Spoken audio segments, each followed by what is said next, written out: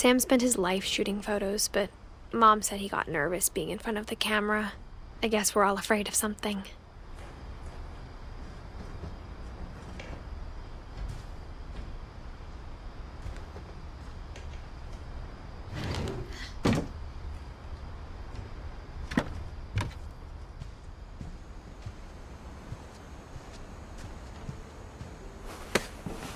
After Sam died, my mom and Edie got really close. They'd both lost a lot.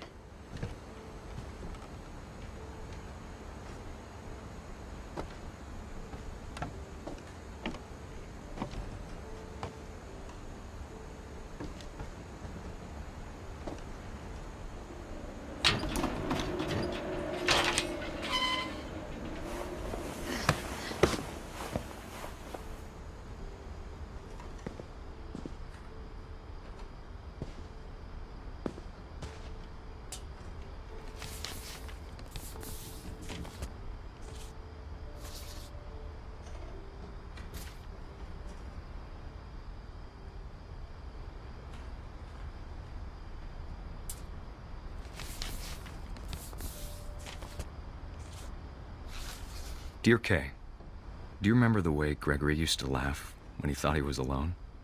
Like something funny was happening, but only he could see it.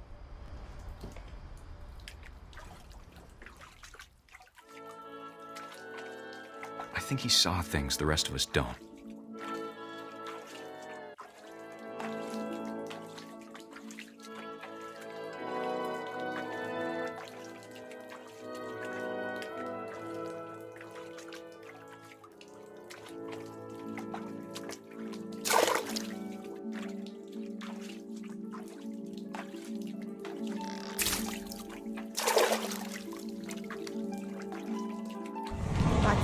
Gregory, it's time to... Hold on, sweetie. Hello? Sam, I told you I don't want to talk right now. I wonder what he saw. What his world was like.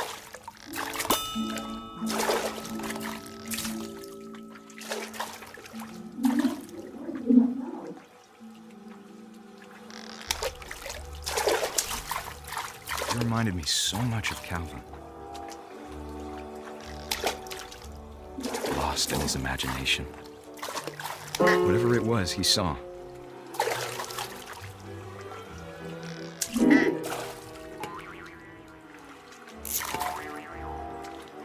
It sure made him happy.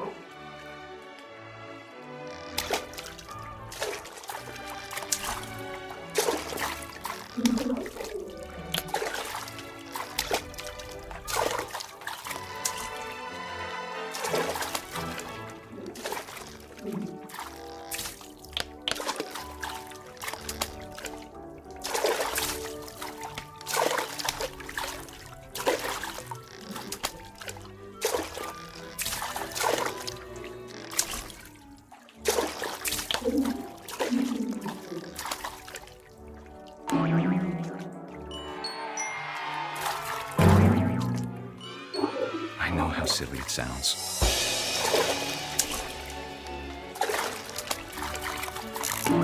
That I worried about a baby being too happy.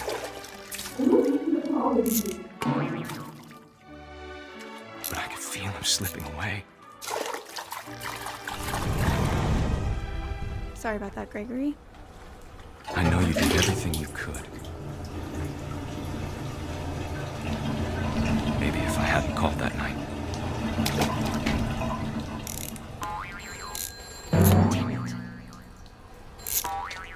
Hold on, I don't want Gregory to hear this. I wish you could have told us. about the world he saw.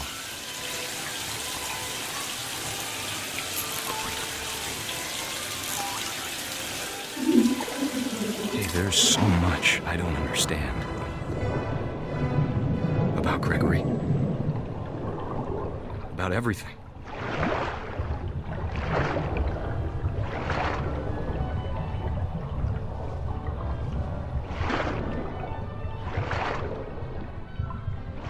But I know what happened wasn't your fault.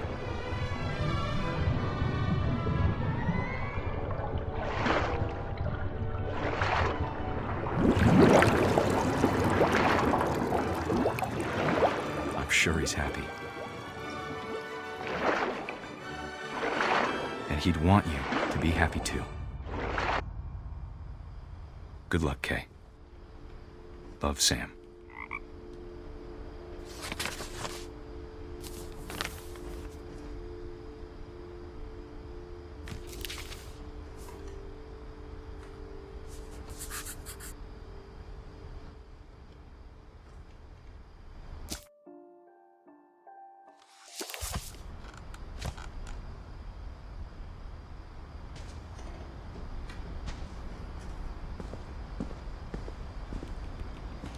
I can't imagine my mom ever writing poetry, and yet...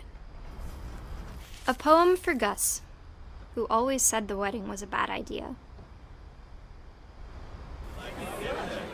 Our father never hit us kids, at least not very hard, before the day my brother said with teenage disregard that he'd be dead before he'd see a wedding in our yard.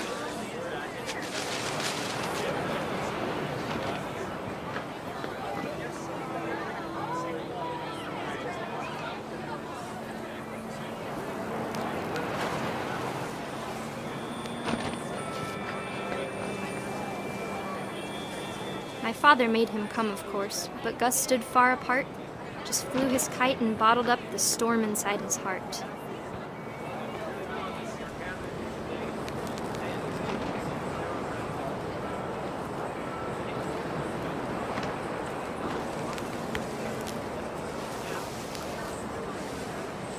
I tried to talk him out of it, but though he'd never met her, "We don't need a stepmom," were the words that I now remembered. pronounce you husband and wife. You may kiss the bride.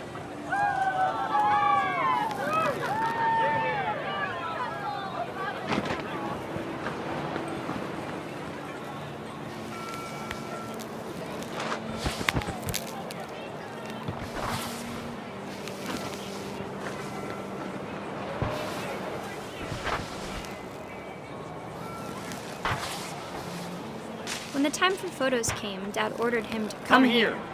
But Gus declined, and as a sign held up his middle finger.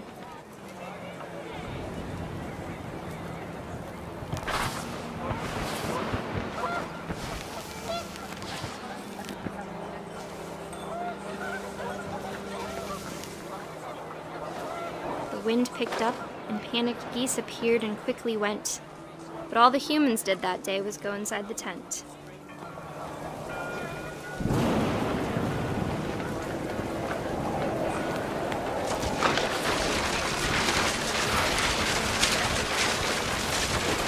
The rain came down in buckets then, but no one seemed afraid that nature might destroy the tent our dad had crudely made.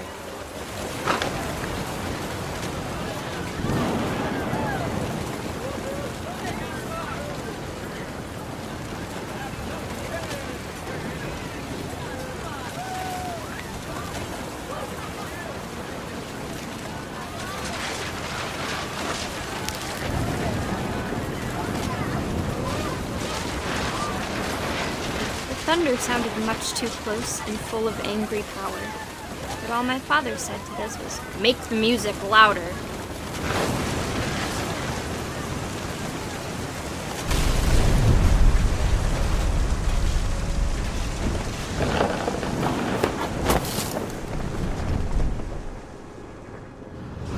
I wish that I could truly say I thought about you on that day. Out there on the beach alone, just you, the wind, the sea, and foam. But I didn't, until we found you.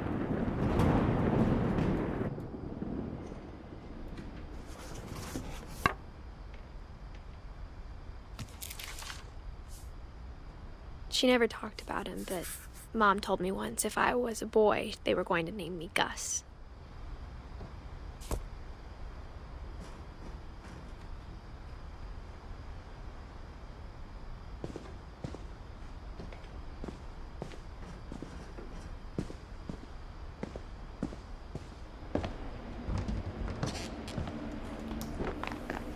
My mom moved up to the loft after her brothers died. At the time, it was as far away as she could get.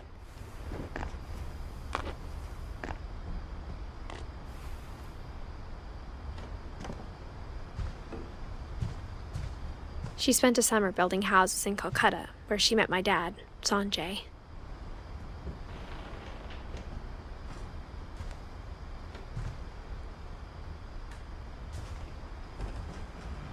My mom moved to India a week after graduation and got a job teaching English. Louis was born a year later.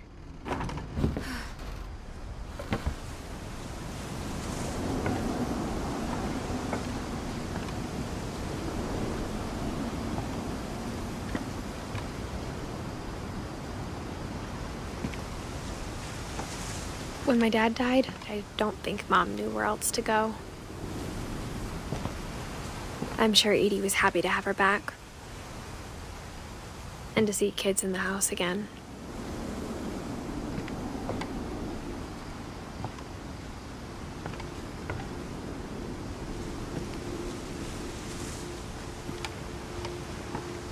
The house had to get a little bigger, but Edie was used to that.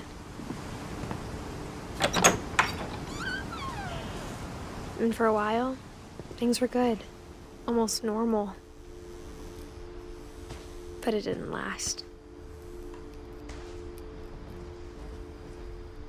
The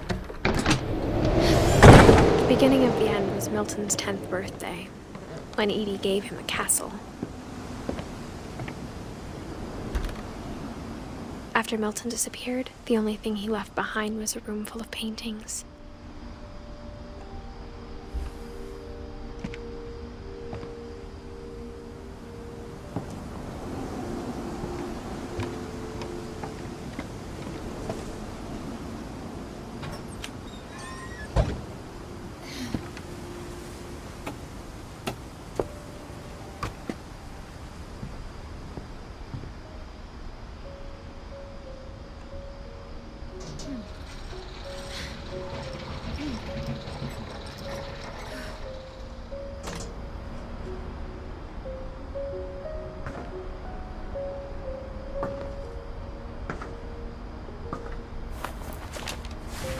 Milton Finch in The Magic Paintbrush.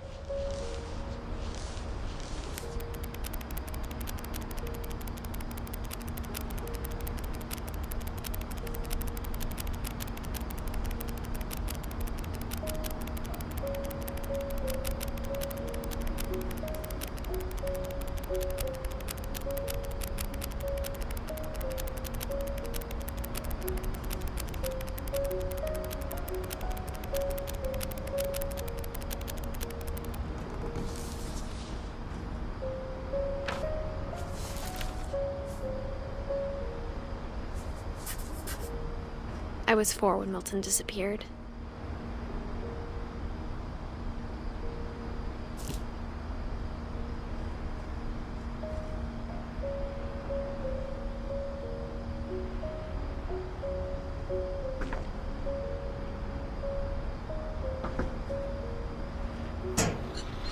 Mom spent months searching for my brother. Then she sealed the doors.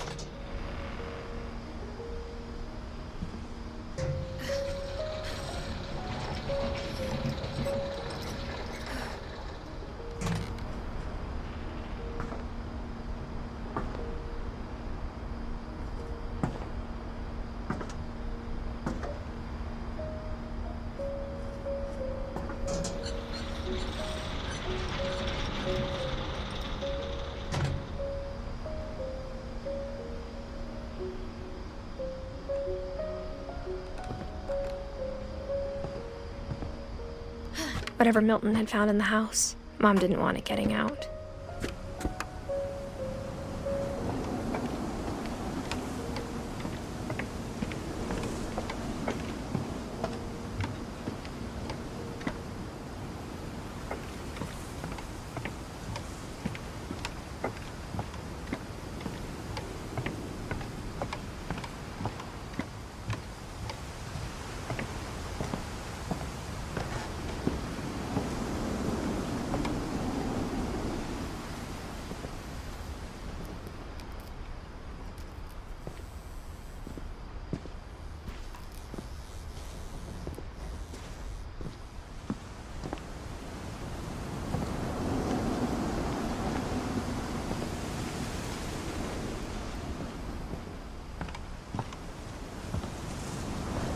Mom definitely blamed Edie, but I think Louis blamed himself.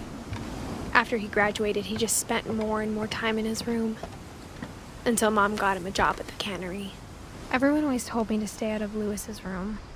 Except Louis.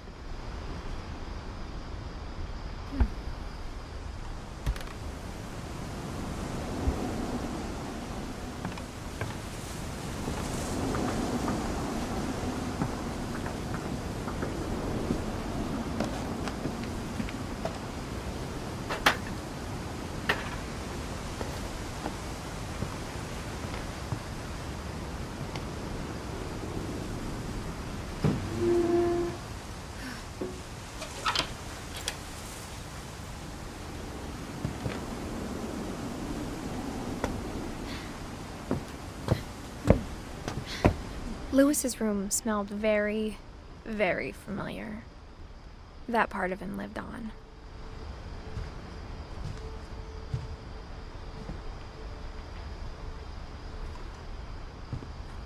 Louis and I spent a lot of time playing games together, but he was surprisingly bad at them. He died a lot.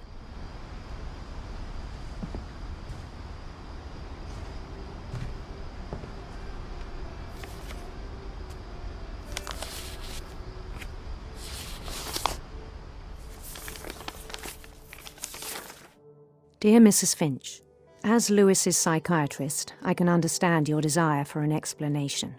As I see it, the trouble began in January, shortly after we convinced your son to seek treatment for substance abuse.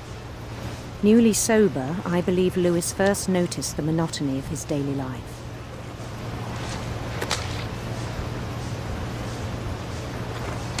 He kept working at the cannery, but he withdrew part of himself. In our sessions, I saw the same behavior. His mind began to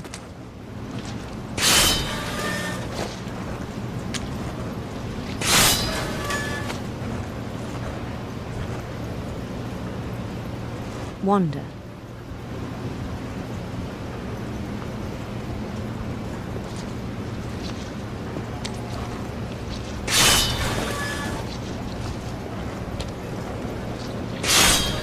I asked him to describe it. He said he started small, imagining a labyrinth. He'd feel his way about.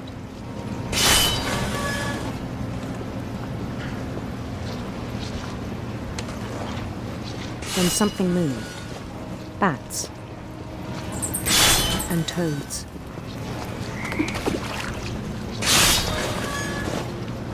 And things that have not names.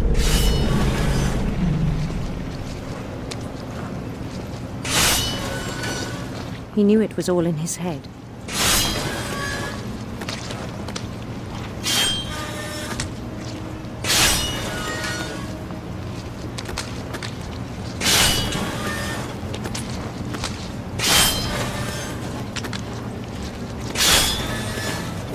But he took it very seriously.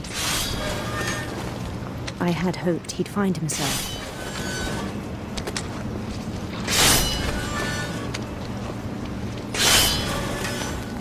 But he found something more.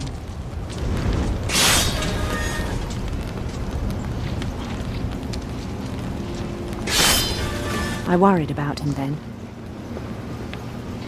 Daydreaming at the cannery. I spoke with his boss. But he said Lewis had become a model employee. Methodical, tireless, focused. Like a whole new Lewis. So I let him go on.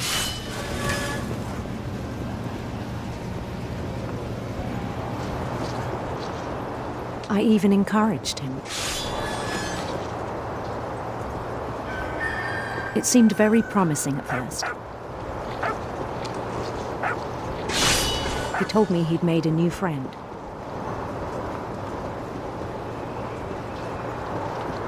On the edge of a city he named Lewis-topia. He built the city up slowly, brick by brick. Then he made musicians.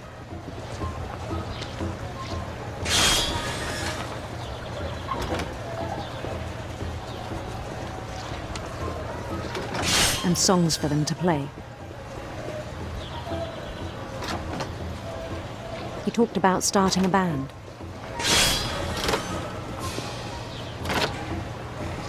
And he was always humming something. Every day his imagination grew stronger.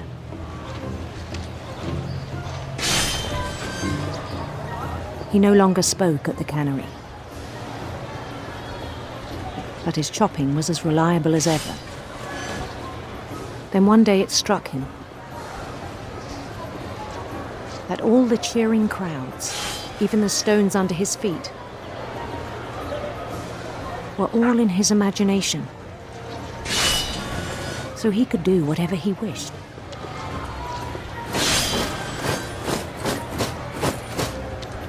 He held an election for mayor. And he won. They begged him to stay, but his mind was already wandering. It became a game for him.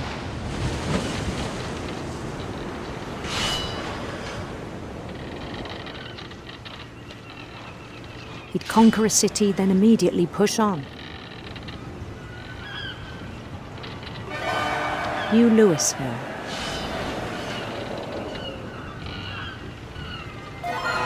St. Louis. He started drifting away from our reality.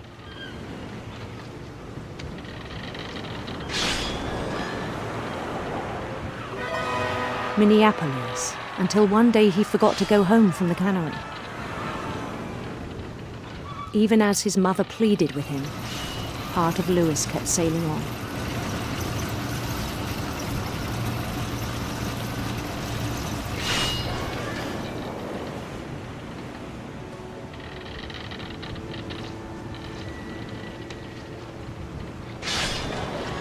In Louisburg, he heard rumors of a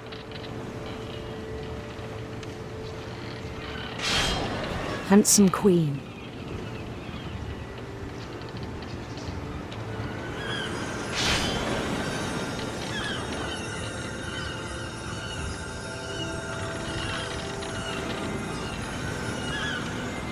The queen was on her own quest for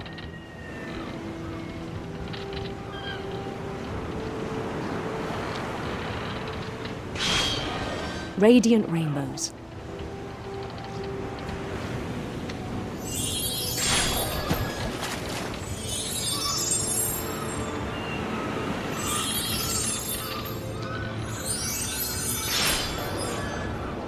He followed the sound of her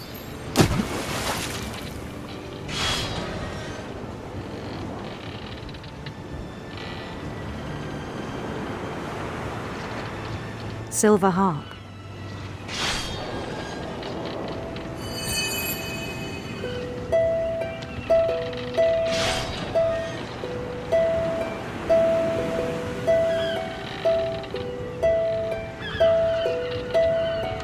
His chase led him to a golden palace east of the sun and west of the moon.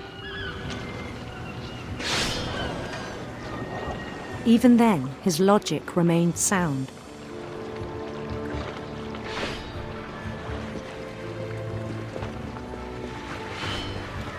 He knew the world was all in his imagination.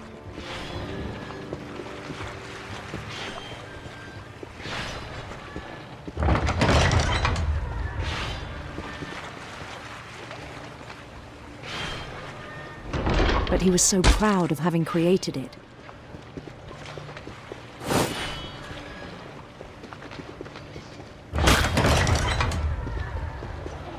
In his own eyes, he'd become something greater than a king.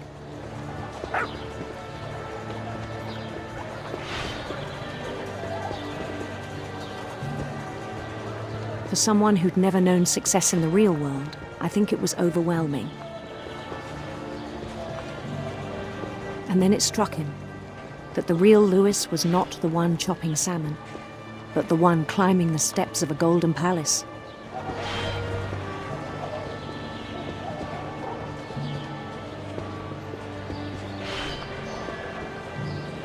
My imagination is as real as my body, he told me. It was hard to argue with him.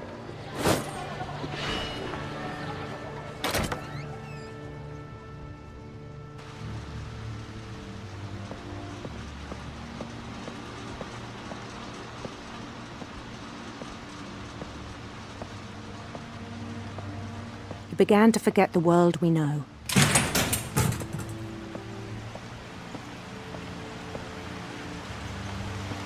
I think it pained him to remember Louis, the cannery worker.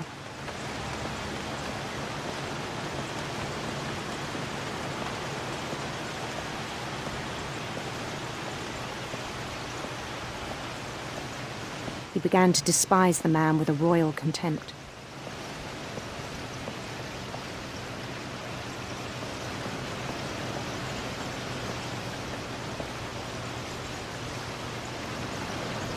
I still thought I could save him. Even after he said he was being crowned king over all the lands of wonder. The palace would be packed with his companions.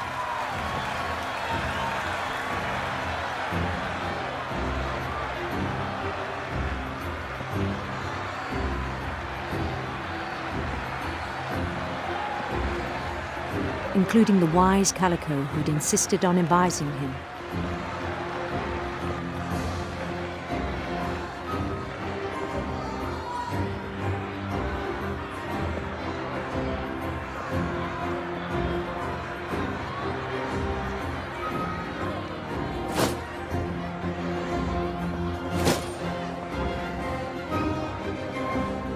His queen waited, holding his crown.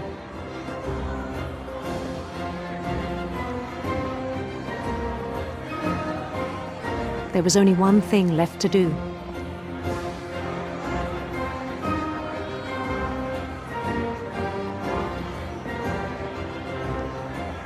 Bend down his head.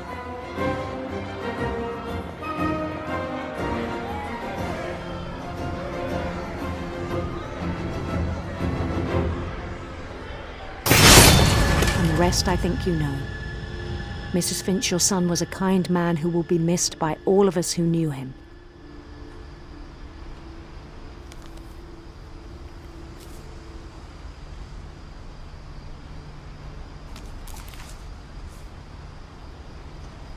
My brother was really cool.